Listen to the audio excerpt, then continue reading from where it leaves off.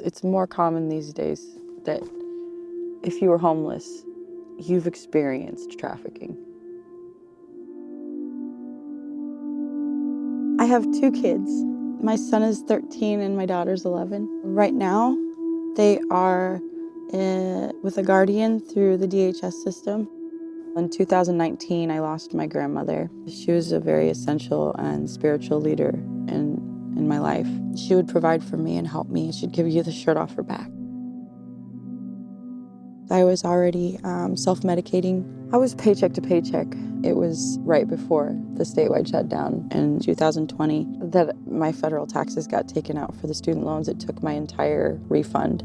I ended up in a situation where I couldn't save myself anymore.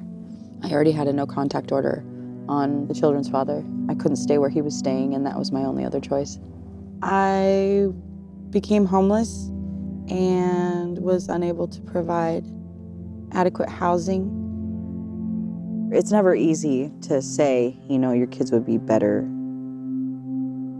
not with you at the time.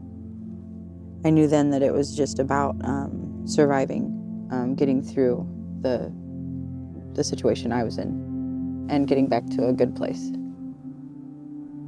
I had to change in public, like right out in the open. It was just awkward and it made me look silly too. And it was embarrassing. A lot of being in public homeless is humiliating. It's just the worst kind of humiliation.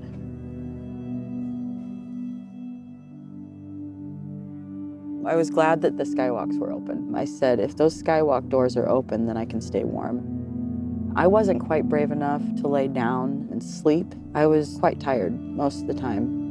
Because I had experienced some violent attacks on the street and people stealing my things. So I was afraid to fall asleep and wake up with nothing, or worse, not wake up. There's a couple times when I was invited to stay at a hotel room, and that was difficult for me because I know what they were proposing. But I went. I did. I needed company. They weren't offering me anything, any money, anything like that. They were just offering me a place to stay and shower and a meal. I'm not completely thrilled with the way things turned out that way, but a couple times I got to sleep in a really schwank hotel room.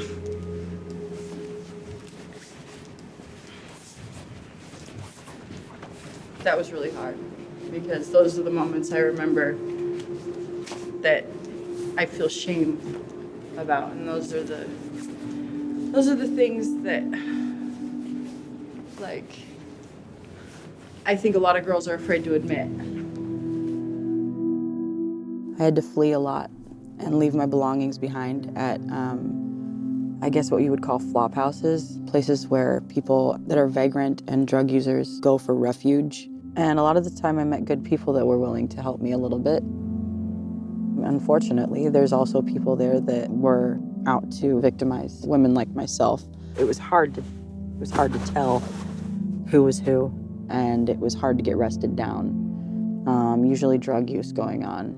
I would focus on just getting in a shower, getting in a meal, and trying to not keep my belongings spread out. They're gonna try to get your phone. They're gonna try to get your credentials. They're gonna leave you as helpless as possible, unable to get work, so that they can ultimately make you put you in a prostitution situation. I ended up living in my car. I just didn't have anywhere to go. I'd pick up things like this that would, you can pull up around. I got a blanket here, my backup blanket, a good solid heavy backpack with good stitching. You don't want a cheap one. Something to put your hot food in, your cold food in, like vacuum sealed food. They don't take up a lot of space. It's not cans. If you find somebody that needs a toothbrush, or if you just need a toothbrush, you know what I mean? People can bond over a toothbrush. Be surprised. I can't believe I'm gonna share this, but if there's not a bathroom available, Usually I throw my sleeping bag down in the back seat, but sometimes it's easier to stretch your legs out in the front seat. The thing is you can't leave your car running, and it'll drain your battery if you don't have a good battery, you know? That's the hardest part about living out of your car, especially with gas prices and stuff. You just try to stay warm. You get your layers on, not too many layers so you can sleep, you know? But some sweatpants and a nice heavy coat like this, and just get the blanket over you, because you're gonna move a bunch during the night. You can't get settled. There was no point where I realized just all of a sudden, hey, I'm being trafficked. This is a slow progression. It took a while. It took until I was on the other side of my addiction, until I was out of those thralls before I could realize that I was being trafficked. It's a recovery process for me to even try to regain my humanity, like trust in humanity, because they stole that from me, you know?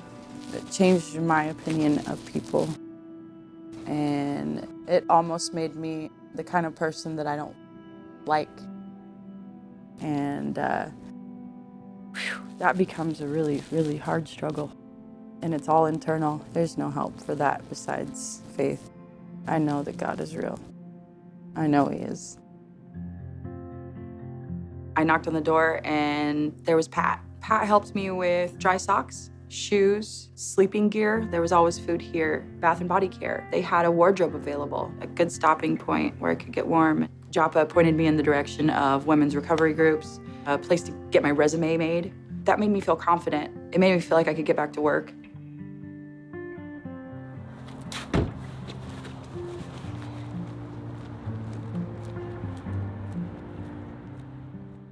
I had gone down to Joppa. I noticed they had opened a thrift store, and I said, okay, I'm gonna shop here, because they helped me so much.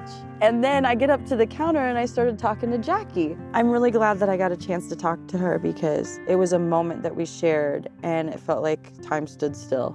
She listened. I am amazed at God's power. I'm amazed at the resources He's made available to me, and He's just moved so much around for me. This is His victory when it does reach the right audience. This is that moment for me, to be able to just share this, to be validated. Yeah. I'm happy about it. Thank you.